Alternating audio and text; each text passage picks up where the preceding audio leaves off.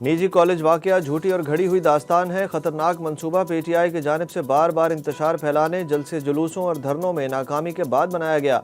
जो भी मुलविस हुआ नहीं छोड़ेंगे। वज़ीर आला पंजाब मरीम नवाज़ की प्रेस कॉन्फ्रेंस में एहतजाज के हवाले से एनी शाहिद एक तालिबा और पीटीआई रहनुमा जरताज गुल की बहन कॉलेज प्रोफेसर शबनम गुल भी मरीम नवाज़ के साथ बैठी थी। मरीम नवाज़ ने कहा कि फितना फसाद की जड़ खैबर पख्तूनख्वा हुकूमत है, कोई एनी शाहिद था ही नहीं, क्योंकि वाकया सिरे से हुआ ही नहीं। पीटीआई ने अपने मंसूबों के लिए बच्चों को इस्तेमाल किया, पूरी नेटवर्किंग पकड़ ली है। पाकिस्तान के बाहर भी लोग शामिल हैं।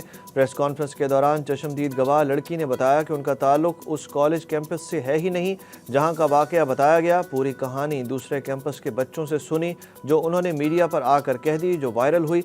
मरीम नवाज़ ने शबनम गुल से मुतल्लिक कहा कि ये मेरी मुखालिफ जमात से हैं, लेकिन मैंने इनको बुलाकर खुद सुना ताकि इनके साथ कोई नाइंसाफ़ी ना हो। उनके मुताबिक बच्चे मुश्तिल होकर आए तो उनसे पूछा इशू क्या है, तो जवाब मिला उन्हें पता ही नहीं था। उनके ख्याल में बच्चों को कहीं से हल्ला शेरी दी गई।